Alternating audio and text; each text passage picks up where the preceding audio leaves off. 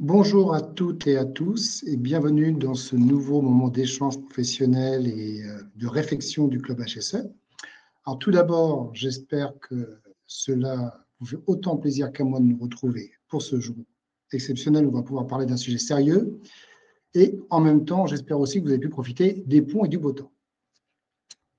Pour ce soir, nous allons pouvoir aborder un sujet qui est comment intégrer les risques personnels des salariés dans la démarche sécurité des directions de l'environnement de travail. À date, il faut savoir que 62% des plaignants sont salariés d'une entreprise, selon l'étude de la Fondation FACE pour l'inclusion.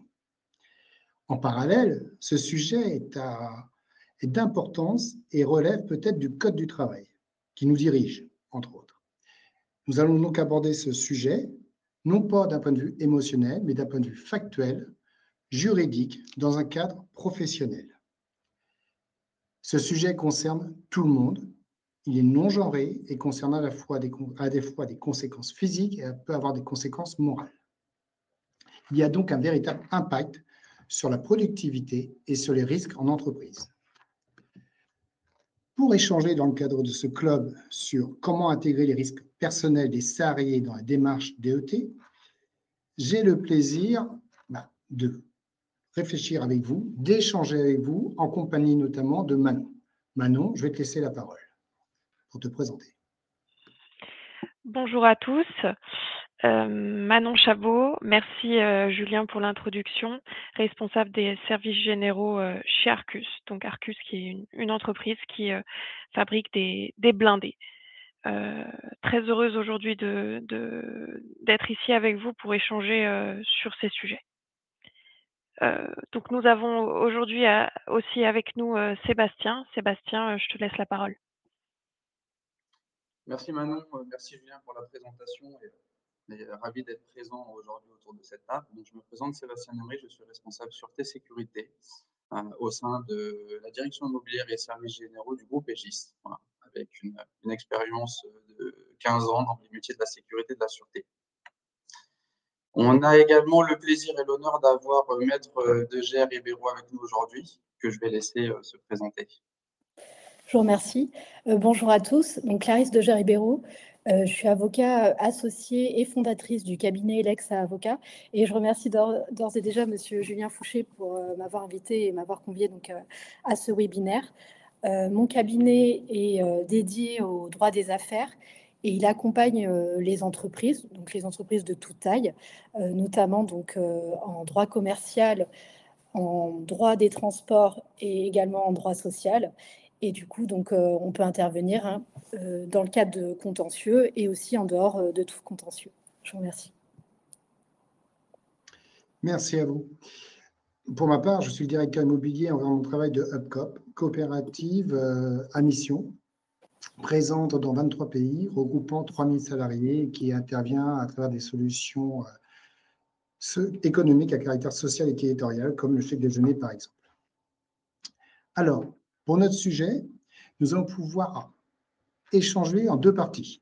Quoi qu'il arrive, on vous encourage soit à utiliser le chat pour nous poser toutes vos questions, nous préciser toutes vos réflexions et qu'on puisse y répondre. Le but, c'est d'être très concret dans le respect des règles professionnelles. Deux parties. Première partie, l'état de droit. Et deuxième partie, un échange, des échanges et surtout des retours d'expérience de notre part, et j'espère de vous, pour apprendre des bonnes pratiques, pour essayer de réagir au mieux. Sur l'état de droit, je vais laisser la parole à Maître Deger Ribeiro, afin qu'elle nous explique principalement les règles actuelles, où est-ce qu'on en est sur la jurisprudence, et qu'on aborde tous ensemble la partie DERP, télétravail, et d'autres sujets en lien avec la sécurité dans l'espace personnel de nos salariés. Maître, je vous laisse compléter. Je vous remercie. Alors, le sujet du webinaire, effectivement, porte sur intégrer les risques personnels donc des salariés. Quand on parle de risques personnels, cela inclut nécessairement les violences conjugales. Donc, c'est vrai que dans le cadre de ce webinaire, on peut se poser un certain nombre de questions. Est-ce que finalement les violences conjugales doivent être prises en compte au sein de l'entreprise? Est-ce qu'il existe des législations spécifiques relatives aux violences conjugales au sein de l'entreprise? Et surtout, est-ce que l'employeur peut être inquiété si l'un de ses salariés est victime de violences conjugales. Donc, dans le cadre de ce webinaire, on va effectivement vous apporter des réponses à ces interrogations. Alors, quand on parle de violences conjugales au sein de l'entreprise, il y a 2 éléments que je voudrais donc évoquer dans le cadre de propos introductifs et après, en fait, évoquer effectivement le cadre juridique. Alors, dans le cadre de propos introductifs, pour que ce soit clair pour tout le monde, si on parle effectivement de violence conjugale au sein de l'entreprise, il faut d'ores et déjà se demander qu'est-ce que recouvre en fait cette notion de violence conjugale. Il faut effectivement qu'on ait une notion commune. Alors, moi, j'ai repris la définition qui est donnée par la MIPROF. La MIPROF, c'est la mission interministérielle pour la protection des femmes contre les violences et la lutte contre la traite des êtres humains. Et donc, cette institution nous dit précisément, touchant principalement des femmes, mais aussi des hommes, c'est important, les violences conjugales et intrafamiliales traduisent des agressions qui peuvent être verbales, psychologiques, physiques, sexuelles, administratives et ou économiques. Alors, qu'est-ce qui découle en fait de cette définition? Qu'est-ce qu'on retient? On retient effectivement une définition qui est assez large. Donc, voilà, les violences conjugales touchent effectivement un certain nombre de violences qu'on peut effectivement rencontrer dans la sphère privée.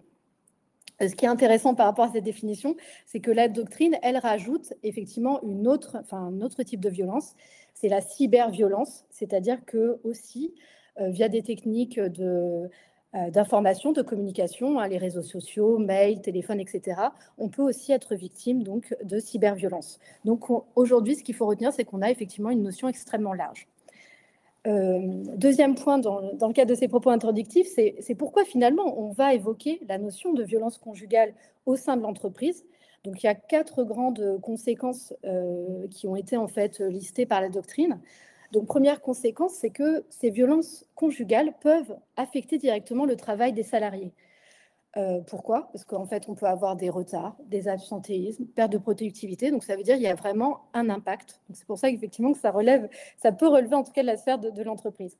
Deuxième impact, c'est que ces violences peuvent affecter la sécurité, la protection du salarié sur son travail. Donc ça, on y viendra effectivement dans le cadre des questions et de l'application de pratique. Troisième conséquence, c'est que ces violences conjugales peuvent également affecter les collègues des salariés victimes. Ça, c'est important. Donc, parfois, on l'oublie parce que du coup, on peut avoir effectivement des salariés collègues qui peuvent aussi, par exemple, être angoissés, même avoir peur pour leur propre sécurité. Dernier point, c'est on peut aussi avoir des tensions parce que, en fait, peut-être que ces collègues de ces salariés victimes n'ont pas toutes les informations et on peut effectivement avoir des tensions au sein de l'entreprise. Dernière conséquence, c'est que ces violences conjugales peuvent générer des coûts importants pour les entreprises, puisqu'en fait, ça découle notamment de la première conséquence. S'il y a un certain nombre d'absences, de perte de productivité, on peut aussi imaginer rotation de personnel. Donc ça peut générer des coûts, et ça peut effectivement impacter principalement l'entreprise. Donc voilà en ce qui concerne les propos introductifs. En ce qui concerne... Maître, oui. Excusez-moi, je me permets juste, pour bien comprendre, on parle là de violence conjugale, c'est le terme qui est utilisé, mais cela, c'est le terme conjugal qui peut être utilisé là, mais ça concerne aussi tout ce qui est sphère privée, soit des violences entre amis ou intrafamiliales peut-être. Exactement. Voilà, parce qu'on a un axe de la conjugale, mais c'est pour un exemple concret, mais on parle bien de la partie risque privé, de sécurité, enfin, le risque privé du salarié. Exactement. Exactement, vous avez tout à fait raison. Et pour rebondir, c'est que même dans la définition de la MIPROF, on inclut effectivement violence conjugale et intrafamiliale. C'est-à-dire que tout ça est lié.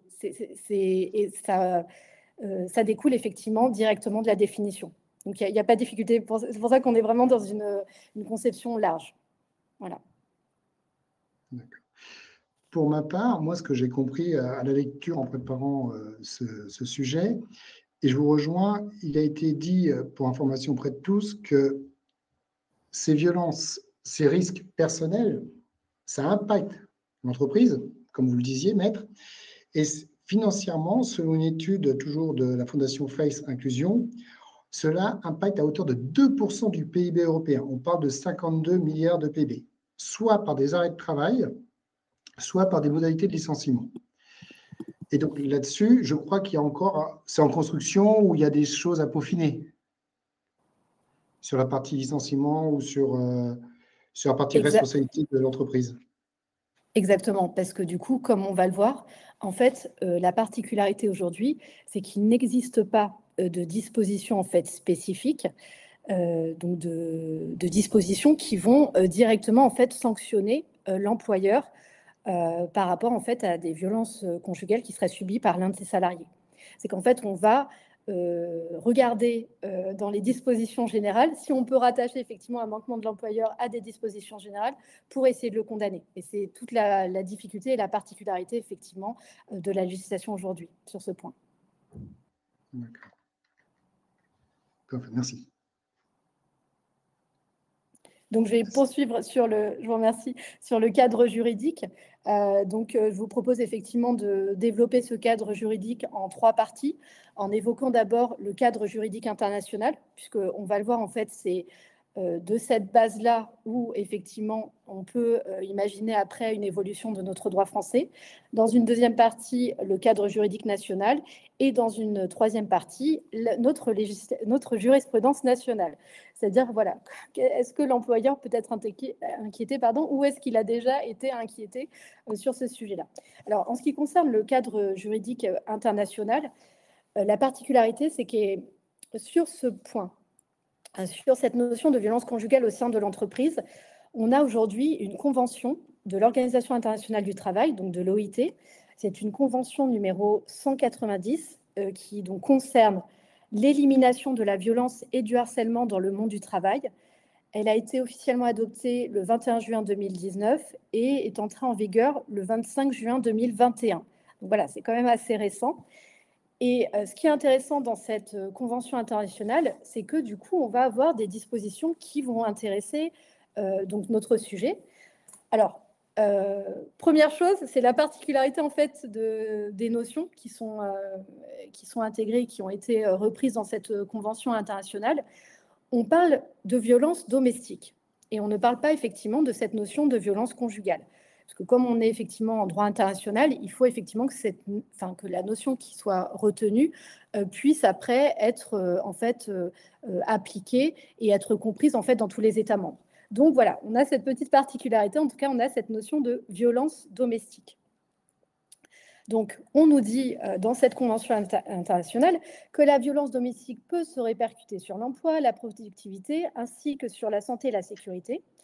Donc, d'ores et déjà, au niveau de cette convention internationale, en fait, on nous dit, effectivement, cette violence domestique peut avoir effectivement des conséquences dans l'entreprise. Ce qui est intéressant, c'est le champ d'application de cette notion de violence domestique. On a un champ d'application qui est très large. Donc, on a un champ d'application matériel qui est prévu et un champ d'application territorial. Donc, au niveau du champ d'application matériel, c'est l'article 2.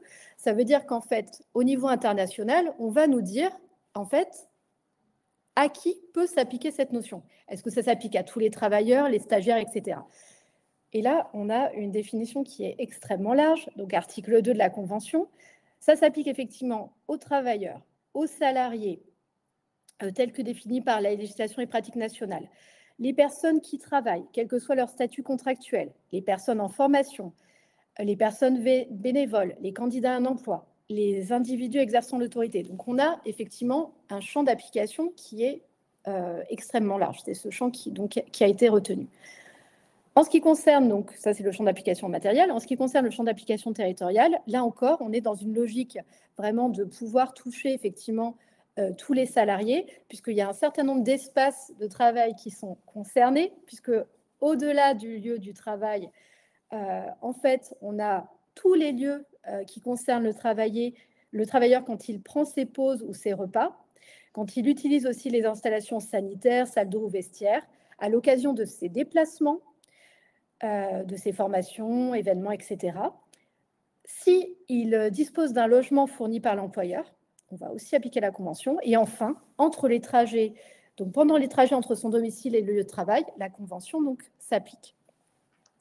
Donc, on a effectivement un champ qui est extrêmement large et on veut que cela, en fait, concerne tous les salariés et à n'importe quel moment, en fait, dès que le salarié, en fait, est considéré comme, effectivement, exécuter, en fait, son contrat de travail. Est-ce que ça veut dire, excuse-moi, est-ce que ça veut dire que, par exemple, quand on gère des sites en province ou à l'étranger, c'est sous la responsabilité du droit français et que nous, DET, on doit appliquer une sorte de réflexion de sécurité qu'on va aborder ultérieurement, même pour nos filiales à l'étranger? Alors, la particularité, c'est qu'en fait, dans cette convention internationale, en fait, ce sont des injonctions qui sont faites aux États.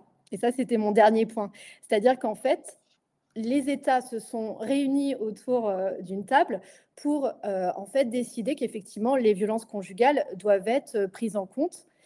Et en fait, ce sont des injonctions. Donc, chaque État membre, en fait, doit agir.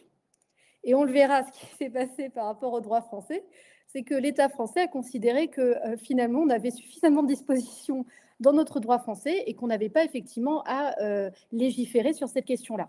Donc, c'est ça, effectivement, toute la particularité. Donc, on ne va pas, en fait, appliquer après, effectivement, un droit étranger, puisqu'en fait, c'est après chaque État membre qui va décliner dans son État, dans son ordre juridique national, les règles qui doivent être applicables pour, justement, effectivement, respecter la Convention. Et c'est tout ça l'enjeu, en fait. Voilà.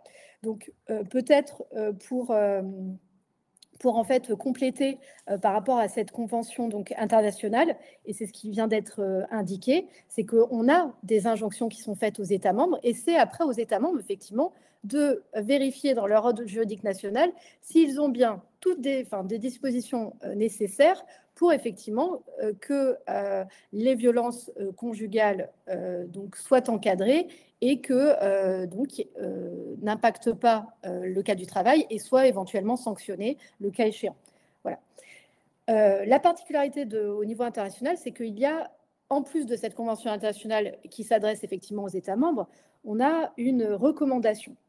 Et dans cette recommandation qui va compléter la Convention internationale, donc c'est une recommandation qui a été prise en même temps que la Convention internationale, et dans cette recommandation, en fait, on va compléter les informations de la Convention internationale en indiquant aux États membres, en fait, ils pourraient prendre telle ou telle mesure pour effectivement atténuer l'impact de violences donc, domestiques au sein de l'entreprise.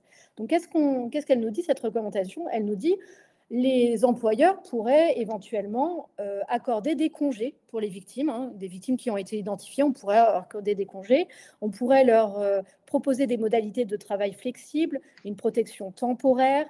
Voilà, donc en fait, il y a un certain nombre de mesures qui sont préconisées, mais là encore, il n'y a pas d'obligation. C'est-à-dire qu'on va effectivement inviter les États membres à donc prendre des mesures qui pourraient effectivement s'appliquer dans l'entreprise.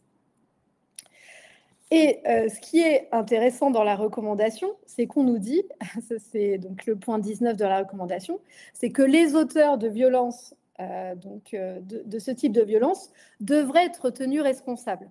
Et ça, c'est tout l'enjeu, effectivement, puisqu'en fait, c'est après aux États membres d'intervenir. Et est-ce que, voilà, dans tel ou tel État membre, on va effectivement mettre en place des législations spécifiques et est-ce qu'on va mettre en place effectivement des sanctions spécifiques pour les employeurs. Donc ça, c'est tout l'enjeu effectivement de ce droit international. Alors, qu'est-ce qui s'est passé donc, en droit français? Le droit français a ratifié cette convention et en revanche, nous, la ratification effective n'est intervenue que le 12 avril 2023. Donc en fait, c'est très très récent. Une convention qui entre en vigueur donc, en 2021. Et nous, on a une ratification effective en 2023. Donc là, tout ceci est très récent et ce qui va expliquer effectivement notre cadre juridique national. Donc voilà, donc ça, j'en viens à mon point numéro 2, effectivement, ce fameux cadre juridique national. Alors, la particularité du droit français, c'est ce que j'ai indiqué tout à l'heure, c'est que le droit français a considéré effectivement que ce droit était en totale conformité avec les recommandations et les principes qui découlaient de la Convention internationale et qu'on n'avait pas du tout, que le législateur français n'avait pas à intervenir. En fait, ce que les professionnels et la doctrine ont constaté, c'est que notre cadre est vraiment très insuffisant et qu'aujourd'hui, on est obligé de rechercher en fait dans nos dispositions générales des éléments qui pourraient être rattachés quand il y a effectivement une problématique de violence conjugale au sein de l'entreprise. Donc tout ceci, pour l'instant, voilà, en fait, n'est pas satisfaisant et on va le voir. Voilà, il y a quand même des choses qui pourraient être améliorées. Alors aujourd'hui, on a des dispositions qui concernent directement l'employeur, c'est-à-dire que là, on est côté employeur. Si au sein de son entreprise, un employeur est au courant qu'il y aurait eu des violences conjugales, que ces violences toucheraient l'un de ses salariés, voilà, on pourrait peut-être engager sa responsabilité, ou en tout cas, voilà, comment on pourrait le sanctionner. Aujourd'hui, il n'y a pas de disposition et de sanctions spécifiques, donc on est obligé de se rattacher au droit commun, donc aux dispositions générales, et on pourrait effectivement se raccrocher à son obligation générale de sécurité. Donc c'est le fameux article L 4121-1 du Code du travail, puisque cet article nous dit spécifiquement l'employeur prend les mesures nécessaires pour assurer la sécurité et protéger la santé physique et mentale des travailleurs. Donc, par rapport à cet article, on pourrait effectivement essayer d'engager la responsabilité donc, de l'employeur sur ce fondement-là, en disant effectivement que si un salarié victime a subi des violences conjugales, cela vient du fait que l'employeur lui-même n'a pas assuré la sécurité et la santé physique et mentale de ses propres salariés. Donc ça pourrait être effectivement un fondement qui pourrait être utilisé. Donc aujourd'hui, effectivement, ce fondement n'a pas été utilisé et on va le voir après dans la dernière partie au niveau donc, de la jurisprudence. Alors, autre fondement qui pourrait être utilisé, puisque ça, c'est effectivement des dispositions générales qui peuvent être évoquées et qui pourraient être utilisées, hein, ça pourrait être pertinent. Ce sont les dispositions qui concernent les sanctions du harcèlement moral et du harcèlement sexuel, puisque ça, on pourrait effectivement aussi considérer que de manière indirecte, ça pourrait être rattaché et qu'on pourrait effectivement, de ces dispositions, peut-être sanctionner l'employeur. Bon, ça, c'est quand même un rattachement qui est un petit peu plus éloigné. Donc là, aujourd'hui, il n'y a pas non plus ce rattachement-là qui est fait. Il faut voir effectivement par rapport à l'évolution de la jurisprudence et si certains s'emparent effectivement de ces fondements-là. Voilà au niveau effectivement de l'employeur. Au niveau du salarié, on a aussi des dispositions dans notre droit national qui intéressent le salarié. Alors, on a un fameux article L 4624-3 dans notre Code du travail qui nous dit effectivement que le médecin du travail pourrait proposer, après écrit et après échange avec le salarié et l'employeur, des mesures individuelles d'aménagement, d'adaptation, de transformation de son poste de travail. Donc là, du coup, ça, c'est une disposition qui pourrait être effectivement utilisée si un salarié donc, est victime de violences conjugales au sein de son entreprise. On a aussi, dans notre droit français, des droits qui ont été effectivement mis en place, notamment par le décret du 4 juin 2020, qui a été modifié par la suite par un décret du 5 juillet 2024, et donc qui a modifié l'article R 3324-22 du Code de travail. Et là, on nous dit effectivement que, en fait, si un salarié est victime de certaines violences, et là, on pourrait effectivement considérer qu'il s'agit de violences conjugales, ce salarié pourrait, dans certains cas, bénéficier d'un déblocage anticipé de son épargne salariale. Donc là, on voit effectivement qu'il y a quand même voilà, des dispositions qui peuvent intéresser directement le salarié. Donc voilà, ça c'est des choses effectivement qui ont été mises en place. Le bilan de ce cadre national, c'est que le bilan est quand même très négatif, puisqu'en fait on considère effectivement aujourd'hui que notre cadre est insuffisant, notamment côté employeur, puisqu'on n'a pas effectivement de dispositions et de sanctions spécifiques. Et du coup, on a un rapport qui a été rendu par Madame Duraton, une sénatrice. Donc, c'est un rapport qui date du 20 octobre 2021. Et dans ce rapport, on fait état effectivement des défaillances et aussi des modifications qui pourraient être apportées au droit français pour qu'au sein de l'entreprise, effectivement, on prenne davantage en compte cette notion de violence conjugale et qu'on puisse protéger le salarié et qu'on puisse également protéger l'employeur s'il n'a pas effectivement agi. Donc voilà, on a effectivement aujourd'hui ces éléments-là qui ont été commentés, qui ont été critiqués et finalement, on a un cadre national français qui reste vraiment insuffisant. Dernier point que je voulais aborder, c'est au niveau donc de la jurisprudence nationale, puisqu'aujourd'hui, on peut se demander, est-ce que finalement, l'employeur qui aurait été au courant de l'existence de violences conjugales et que ces violences donc, auraient concerné l'un de ses salariés, est-ce que cet employeur-là pourrait être inquiété? Est-ce qu'il pourrait être sanctionné? Alors, d'ores et déjà, il faut indiquer que la jurisprudence, j'ai retenu 3 jurisprudences qui ont été rendues, et d'ores et déjà, il faut indiquer que cette jurisprudence qui a été rendue concerne en fait des ruptures de contrat de travail. Donc, on est vraiment dans un cadre totalement spécifique. C'est dans le cadre de ruptures qui ont été contestées, et on va le voir, en fait, cette notion de violence conjugale et l'attente en fait violence conjugale qui concernait des salariés a été évoquée. Donc, on n'est pas du tout dans le cadre d'actions qui concernerait directement l'employeur, parce qu'on aurait une action directe d'un salarié contre un employeur pour en fait atteinte à sa sécurité, parce que l'employeur n'aurait pas agi dans le cadre des violences conjugales. Donc voilà, donc ça c'est une particularité, parce que c'est vraiment au stade de la rupture du contrat de travail, et dans le cadre de ces ruptures, on a effectivement des contestations des salariés qui, eux, en fait, disent finalement, mon licenciement, ma rupture, elle est complètement, elle n'est pas justifiée, parce que malheureusement, j'ai été victime de violences conjugales, et du coup, je n'aurais pas dû être sanctionnée, puisqu'en fait, je n'ai pas pu respecter mon contrat de travail parce que j'ai été victime de violences conjugales. Donc voilà, donc c'est toute la particularité de ces jurisprudences-là. Alors, du coup, rapidement, je vais évoquer, il y a 3 situations spécifiques. Donc, il y a une première jurisprudence qui a été donc rendue par la Cour d'appel de Besançon le 11 janvier 2013. Donc là, c'est une jurisprudence qui est particulière, puisque la salariée était victime de violences conjugales, mais c'était son employeur qui était aussi son époux, donc qui était auteur, donc employeur et auteur des violences conjugales. Donc c'est vraiment un arrêt très particulier. Donc c'est la salariée qui a pris acte de la rupture de son contrat de travail, et in fine, on a considéré que en fait, l'employeur qui était également l'époux de la salariée n'avait pas agi. Donc là, on a eu effectivement une requalification en licenciement sans cause réelle et sérieuse, mais c'est un contexte particulier. Il y a d'autres arrêts qui sont intéressants. C'est un arrêt qui est rendu par la Cour d'appel de Lyon le 9 mars 2018.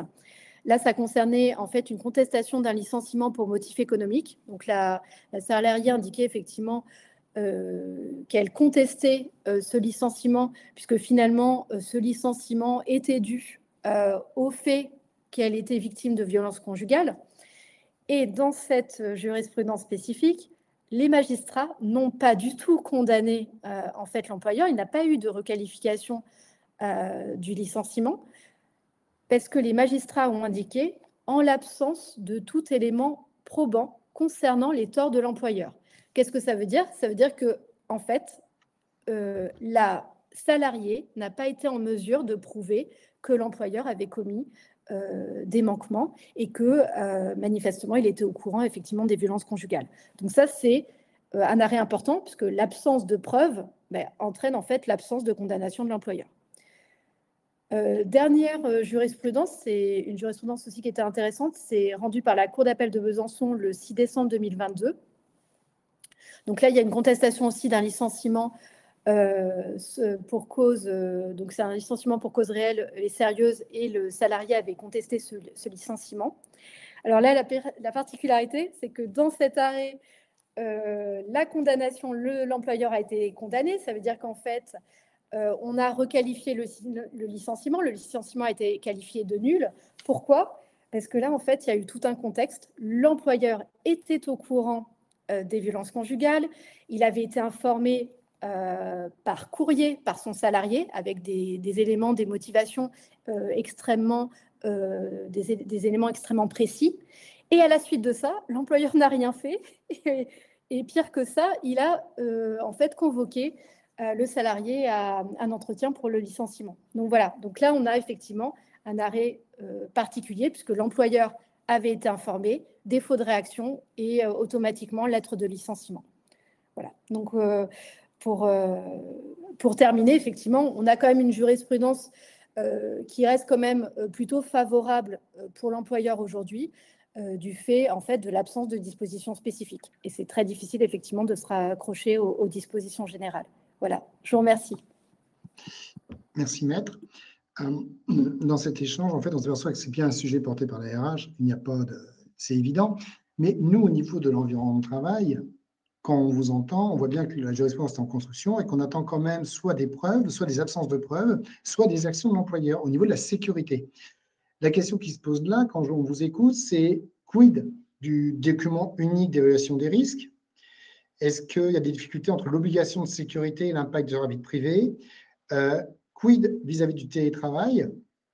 Si l'incident a lieu pendant le temps de télétravail, est-ce que jusqu'où on peut aller, grosso modo, dans cette investigation de la vie privée? Est-ce qu'il y a des tendances? Est-ce qu'on peut aborder ce sujet-là dans le DRP par le biais de harcèlement moral ou sexuel ou autre? Est-ce que c'est entendable ou on ne peut pas aller aussi loin?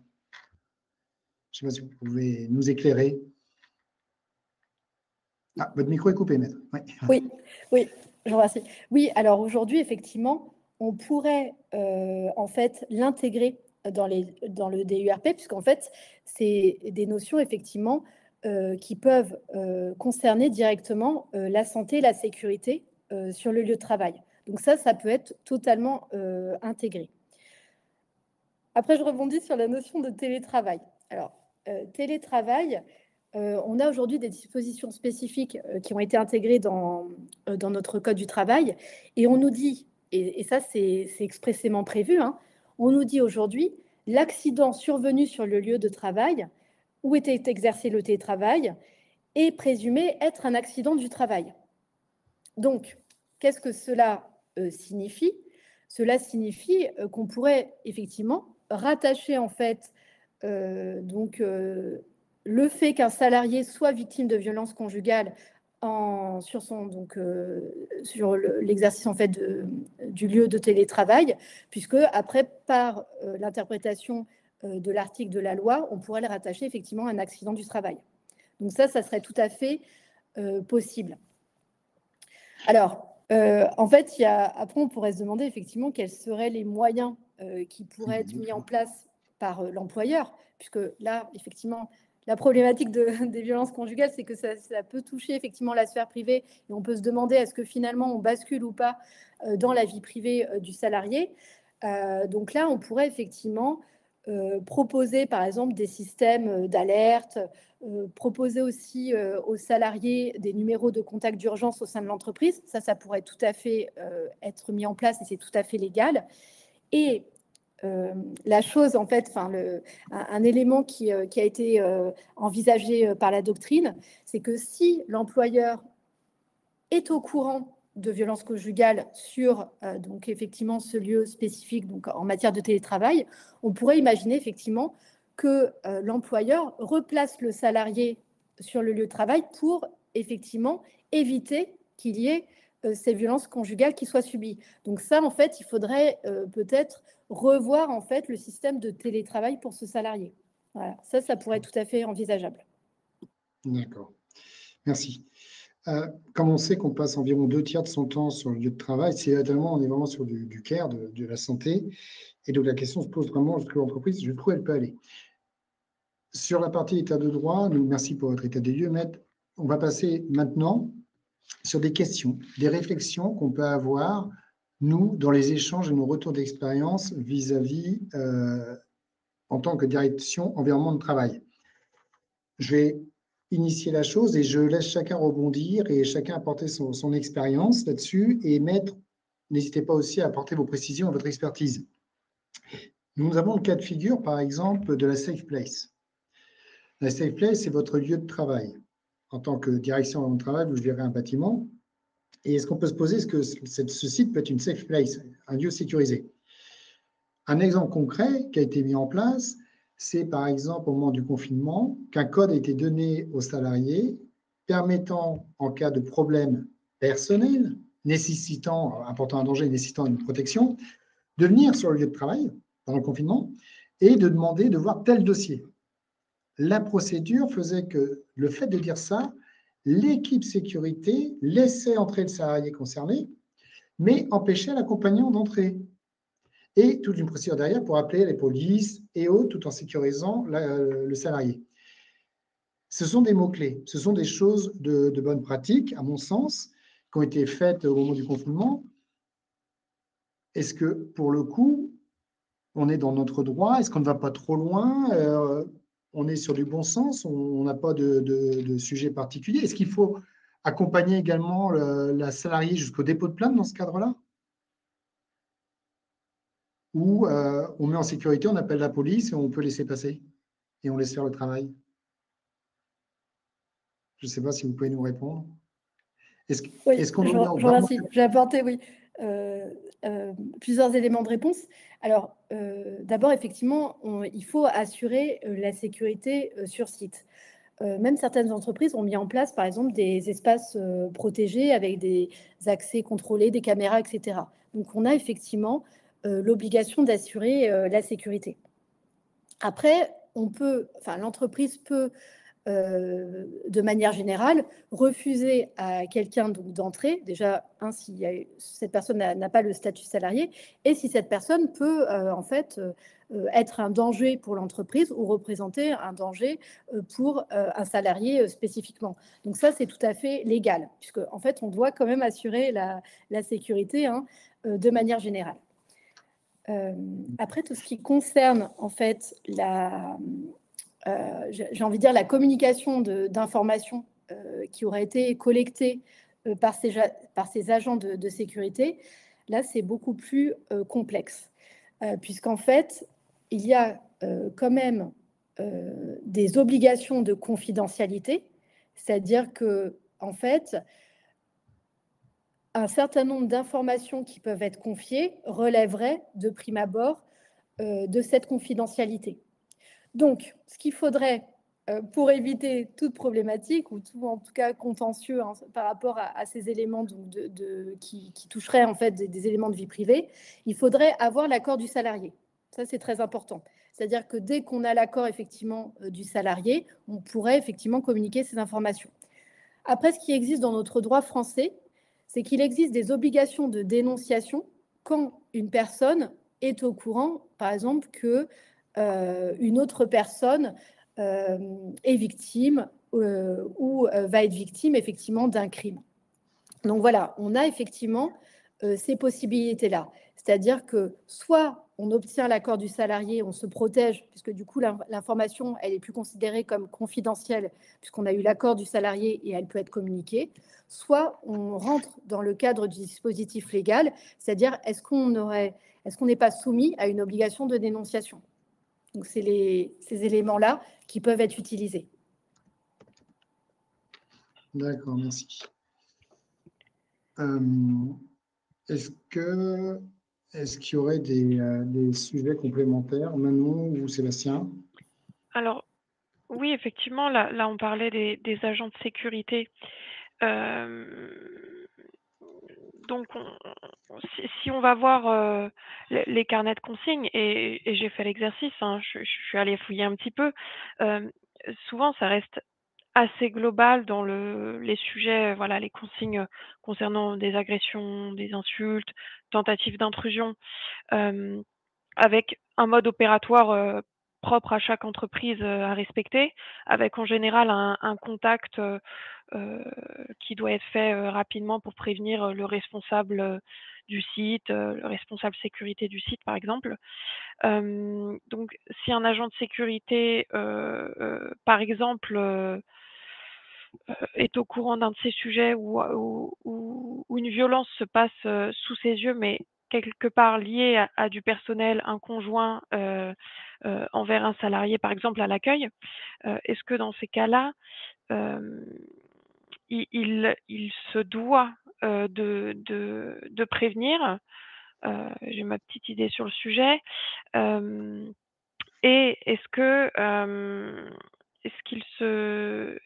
ça dépend pas de l'impact en fait que ça a sur l'entreprise?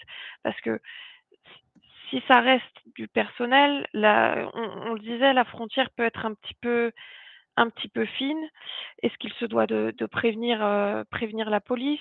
Voilà. Est-ce que vous pouvez nous répondre sur ces sujets-là afin de clarifier et peut-être qu'on sache euh, comment clarifier ces sujets de consigne auprès de nos prestataires? En fait, oui. Et en fait, là, ça découle effectivement, lui, de ses obligations, de son contrat de travail. C'est-à-dire qu'effectivement, il faut qu'il l'indique si un incident est survenu. En revanche, après, c'est exactement, je vous rejoins totalement dans ce que vous disiez. C'est-à-dire qu'après, il y a en fait les éléments que l'on peut consigner ou les éléments que l'on ne peut pas consigner. C'est-à-dire qu'après, il faut faire attention. Parce que si cet agent indique en fait, voilà, je suis persuadée que ce salarié est victime de violences conjugales. En fait, il faut faire attention, puisque là, c'est quand même des choses qui ne sont pas évidentes, et peut-être en fait que cette affirmation ne correspond pas à la réalité. Donc c'est pour ça que du coup, en fait, ces informations-là, en fait, il faut vraiment qu'elles soient indiquées de manière objective, pas forcément qualifiées. Et après, ça rejoint ce que j'ai dit effectivement tout à l'heure, c'est-à-dire que si en fait, cet agent va plus loin et a un échange avec ce salarié et que ce salarié lui confie qu'il est victime de violences conjugales, on pourra aller plus loin dans la consignation et indiquer qu'il a reçu effectivement des informations sous l'accord du salarié et que ce salarié en fait a déclaré qu'il était victime de violences. Très bien. C'est pour ça qu'il faut faire vraiment très attention, Mmh. parce qu'on ne peut pas, en fait, l'agent ne peut pas aussi, en fait, un petit peu, en fait, comme si lui, il était en train d'interpréter ce qui s'est passé et de consigner, en fait, qu'il y aurait eu violence conjugale, alors qu'en fait, il n'en sait rien du tout. Voilà. Donc, il faut qu'il y ait un échange avec le salarié et que ce salarié donne son accord pour qu'il y ait effectivement la consignation de cette notion de violence conjugale. Très bien, merci. Si on continue un petit peu sur cette lancée et qu'on élargit, vous en parliez tout à l'heure, maître, des infirmiers, par exemple, le médecin du travail. On entend souvent le terme de secret professionnel. Est-ce qu'il y a une obligation effectivement légale de prévenir l'employeur ou de prévenir dans le cas où vous parliez d'obligation de dénonciation dans le cadre d'un futur crime qui pourrait se produire? Merci pour ces éléments complémentaires. Effectivement, là, on est dans un autre cadre juridique, puisqu'en fait, ce qui est particulier, et ça c'est en dehors effectivement des violences conjugales, on a mis en place un dispositif légal spécifique qui va concerner les professionnels de santé. Donc, professionnels de santé, ça va concerner effectivement les infirmiers, hein, ils sont spécifiquement nommés dans ces dispositions, dans ce dispositif donc spécifique, et les médecins. Donc, il y a médecin, tout autre professionnel de santé, et on a le terme aussi infirmier. Donc, on a effectivement un dispositif légal qui est très particulier, puisque ces professionnels de santé, dans le cadre de l'exercice de leurs fonctions, peuvent être amenés à, en fait, obtenir des informations confidentielles qui vont concerner, en fait, la vie privée du salarié et qui peuvent aussi recueillir, en fait, des confidences sur des violences conjugales qui auraient pu être commises. Donc ça, c'est très, très particulier. Donc là, on a un dispositif qui est particulier, c'est-à-dire que le droit français a d'abord indiqué à ces professionnels de santé, donc ces médecins, tout autre professionnel de santé et l'infirmier, qu'ils doivent d'abord recueillir l'accord du salarié. S'ils ont recueilli l'accord du salarié, ils peuvent effectivement faire un signalement auprès du procureur. Donc là, on va effectivement entamer une action judiciaire, donc une action pénale. En revanche, Ce qui est prévu pour ces professionnels de santé, c'est que même s'ils ne peuvent pas obtenir l'accord, il faut qu'ils fassent un signalement au procureur, puisqu'on est on est dans des circonstances qui sont des circonstances très particulières. Et du coup, en fait, comme eux, ils ont aussi un rôle particulier, puisque, en fait, eux, ils vont constater, c'est-à-dire qu'au-delà des agents de sécurité, eux, ils vont peut-être constater, hein, en plus de ce qui a été dit par le salarié, ils vont peut-être constater aussi des violences physiques. Voilà, ça peut être concret pour eux. Donc, du coup, on a un dispositif qui est complètement spécifique et qui est codifié. Hein. Ce sont des articles qui découlent du Code de la santé publique et on a un dispositif légal extrêmement clair. Donc, on a effectivement, in fine, une obligation de saisine du procureur. Donc, le déclenchement d'une action pénale. Et dans ce cas-là, parce qu'on parlait tout à l'heure du télétravail, est-ce que dans ce cadre, quand le procureur est saisi, pardon, l'employeur est tenu au courant? Parce qu'au final, s'il peut être responsable d'un accident lors des heures de travail en télétravail, avoir cette information peut lui permettre de mettre en place un mode opératoire pour protéger le salarié. De toute façon, après, en fait, il y a une enquête pénale qui va être diligentée. Et effectivement, en fait, on va interroger l'employeur, puisque c'est l'employeur aussi qui peut peut-être aider les enquêteurs et donner des informations en fait que lui a eues, ou en tout cas des éléments dont il a connaissance. Donc ça, c'est important, effectivement. Très bien. Merci beaucoup. Sébastien, est-ce que tu veux prendre la parole ou... Ouais, je vais juste revenir sur le sujet avant d'aborder une continuité. On a également du coup la possibilité potentiellement que les sauveteurs secouristes du travail puissent avoir des informations lors d'une intervention pour un secours à personne au sein d'un établissement ayant fait un malaise suite à des problématiques qu'il aurait pu rencontrer d'harcèlement, que ce soit physique ou autre, et donc qui peut se matérialiser par des marches qui peuvent être informelles par la victime ou être constatées. Comment on pourrait engager du coup une remontée, encore une fois, vis-à-vis de la victime que l'on pourrait avoir à charge? Est-ce que le sauveteur secouriste du travail a une contrainte, une obligation, quand bien même, entre guillemets, la victime ne souhaite pas aborder le sujet ou autre? Là, vous êtes côté agent spécifique, c'est ça? Agent ou un salarié sauveteur secouriste du travail qui est formé et qui peut intervenir dans le cadre d'une intervention d'un secours à personne. Que ce soit, on parlait tout à l'heure de l'agent de sécurité ou de l'infirmier, infirmière. Aujourd'hui, un sauveteur secouriste du travail peut également constater ces faits. Alors, la complexité, entre guillemets, que l'on peut avoir, c'est que potentiellement, le salarié en question, sauveteur secouriste du travail, est un collaborateur qui connaît très bien la personne, qui n'avait peut-être jamais manifesté de problèmes conjugal, mais que de par son action et son intervention, peut peut-être déceler quelque chose. Exactement. Alors là, en fait, du coup, on va pas pouvoir appliquer les dispositions spécifiques des professionnels de santé, puisque du coup, en fait, on a une liste en fait, de personnes qui rentrent dans ce dispositif spécifique. Donc, du coup, voilà, si on ne rentre pas, si on n'est pas professionnel de santé, on ne peut pas, en fait, bénéficier de ce régime. Donc, du coup, il y a aussi des régimes spécifiques qui sont applicables aux agents de sécurité, on l'a un petit peu évoqué tout à l'heure. Donc là, c'est pareil. Si on n'a pas la qualité d'agent de sécurité, on ne va pas non plus rentrer dans ce dispositif spécifique. Donc, du coup, on est obligé de se rattacher au droit commun. Donc, ça rejoint un petit peu le dispositif qui est applicable aux agents de santé.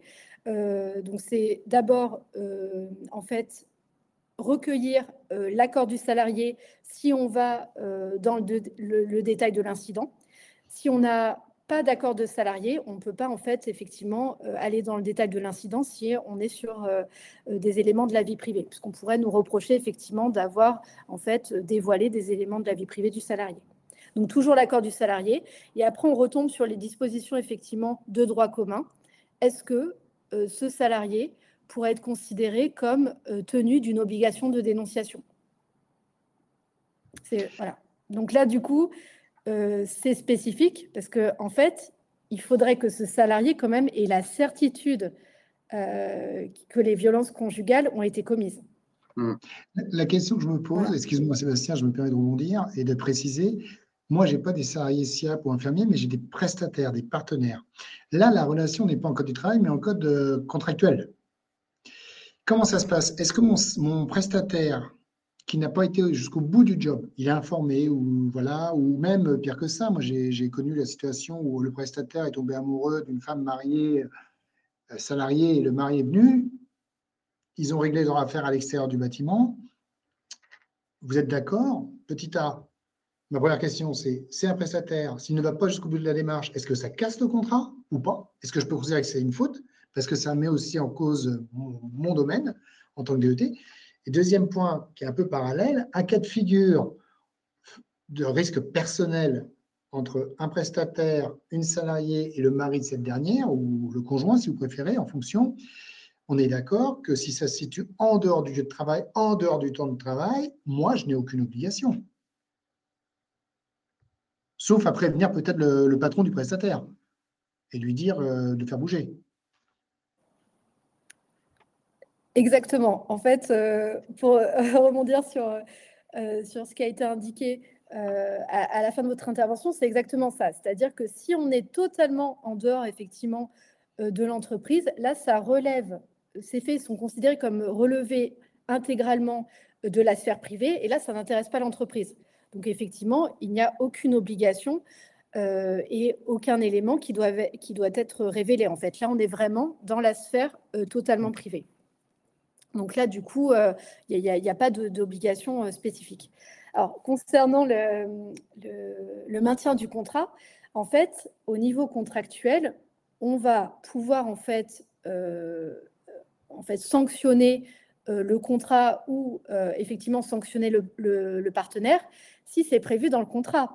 Donc, du coup, qu'est-ce que ça veut dire? Ça veut dire qu'aujourd'hui, en fait, en matière contractuelle, on va pouvoir effectivement se prémunir contre de telles situations en intégrant des clauses spécifiques dans le contrat, comme les fameuses clauses RSE, où effectivement le partenaire s'engage à respecter lui-même toutes ces normes, même si lui-même ne serait pas soumis par le droit national français. Donc voilà, donc en fait, au niveau contractuel, il faut vraiment faire attention. C'est-à-dire qu'on pourra sanctionner effectivement que si c'est prévu dans le contrat ou effectivement, maintenant, il va falloir peut-être rédiger des clauses spécifiques pour que ça soit bien intégré dans le contrat. D'accord, merci.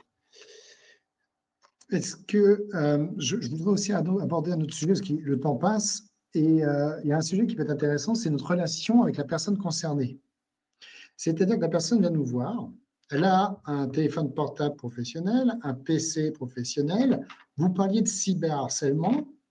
Moi, je me pose plusieurs questions. Certains DET ont leur parc auto, le parc téléphonie dans leur spectre. Imaginons qu'il y a, est-ce qu'on a l'obligation, par exemple, pour la voiture professionnelle, de vérifier s'il n'y a pas un traceur? Parce que la personne peut être suivie par par le harceleur ou son agresseur plutôt. Est-ce que sur le téléphone portable, il y a l'obligation de vérifier qu'il n'y ait pas un système qui permet de regarder voilà, comment ça se passe dans les échanges ou autres, ou un traceur également?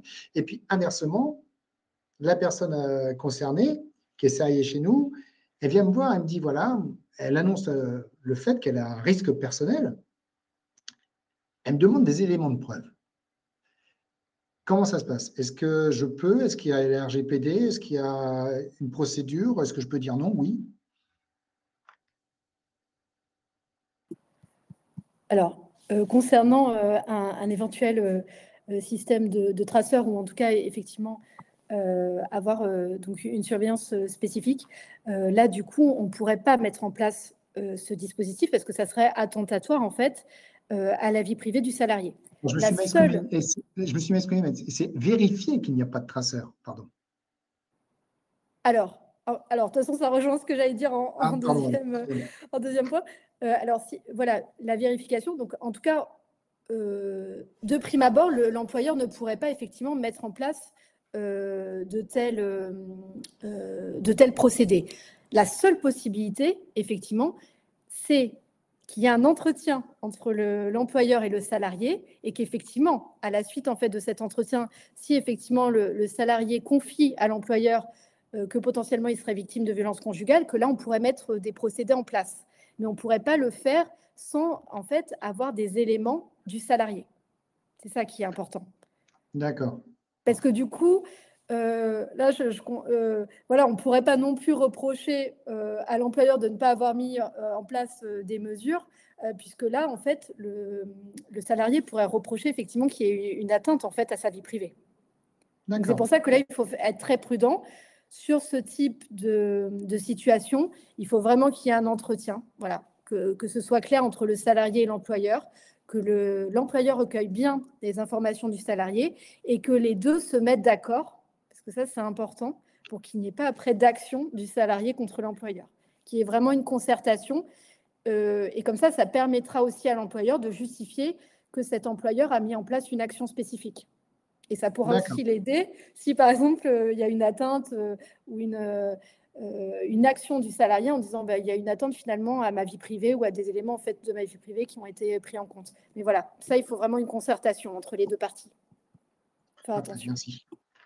Petite question, je me permets de rebondir, Julien, sur ce que tu disais. Effectivement, si un consensus est trouvé entre le collaborateur et son employeur, est-ce qu'il n'y a pas une partie prenante qui est également concernée, et notamment les instances représentatives du personnel?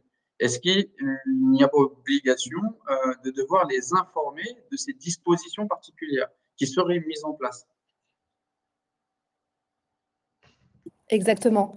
C'est-à-dire que cela n'a pas été évoqué effectivement dans le cadre du webinaire, mais on a aussi, dans le cadre en fait de relations collectives, on a cette notion maintenant de violence conjugale qui doit être prise en compte. Pour certaines entreprises, on a d'obligations en fait de représentation. Donc, vous avez tout à fait raison. Effectivement, il va falloir informer s'il existe des organisations représentatives au sein de l'entreprise. Ça, c'est très, très important. Parce qu'en fait, là, il y a un volet en droit français. En fait, du coup, des députés voudraient effectivement que cette notion de violence conjugale soit intégrée dans toutes les entreprises, même si la représentation en fait, collective n'est pas obligatoire. Donc, on est effectivement dans vraiment cette perspective d'intégrer ces organisations représentatives. C'est tout à fait l'idée. Merci pour cette précision. Merci, oui. Également, on va arriver à la fin du webinaire, la question que je me posais, c'est en termes de communication. Moi, j'avais comme projet d'utiliser des QR codes, d'accord, dans des endroits un peu isolés, où on est tout seul, si vous voyez ce que je veux dire, pour pouvoir, en cliquant dessus, déclarer un problème, mais surtout donner une information juridique sur comment prédéposer la plainte, parce que c'est plus facile de le faire pendant son lieu de travail que plutôt chez soi avec le risque familial ou personnel qui va là-dessus. Là-dessus, on peut le faire en accord avec, c'est une direction, une autonomie de direction qu'on peut faire. On peut donner l'information qu'on souhaite, on est d'accord. Exactement. Et ça, c'est tout à fait, ça va tout à fait dans le sens en fait des recommandations qui sont indiquées par la doctrine. Et puis on a aussi certains guides qui ont été faits. Enfin là, je pense à un guide qui a été fait donc pour les fonctionnaires donc en droit français. Et effectivement, on a toute cette notion de sensibilisation, d'information, etc. Donc ça, c'est tout à fait possible. Et c'est même aujourd'hui recommandé pour qu'en fait, il y ait des informations, des dispositifs, enfin voilà, des numéros de téléphone, des process qui soient en fait mis à disposition des salariés et que les salariés soient informés en fait des possibilités. Voilà, ça c'est important. D'accord, Il est 18h33, ça fera bientôt 1 heure que le webinaire a commencé. C'est un sujet passionnant et très technique. Je voudrais juste prendre un peu de temps déjà pour savoir s'il y a des personnes qui ont des questions, des réponses au sein des personnes qui sont présentes. Déjà, s'il n'y en a pas, je propose à chacun de vous de faire sa synthèse, donner son avis, sa conclusion pour ce sujet, et je ferai la conclusion plus générale. Manon, si tu veux commencer. Oui, bien sûr. Bah, déjà, merci à vous tous et merci, Maître, pour ces échanges très enrichissants. Effectivement, c'est un sujet qui est assez complexe et en tant que DET, on peut effectivement le rencontrer et on pourra le rencontrer dans notre carrière via différents biais. Ce que je retiens effectivement, c'est que ce sujet d'obligation de dénonciation, mais qui concerne seulement le personnel de santé et donc pas pour le coup nos partenaires de sécurité, avec le sujet d'accord du salarié effectivement qui rentre en compte dans ce cas-là.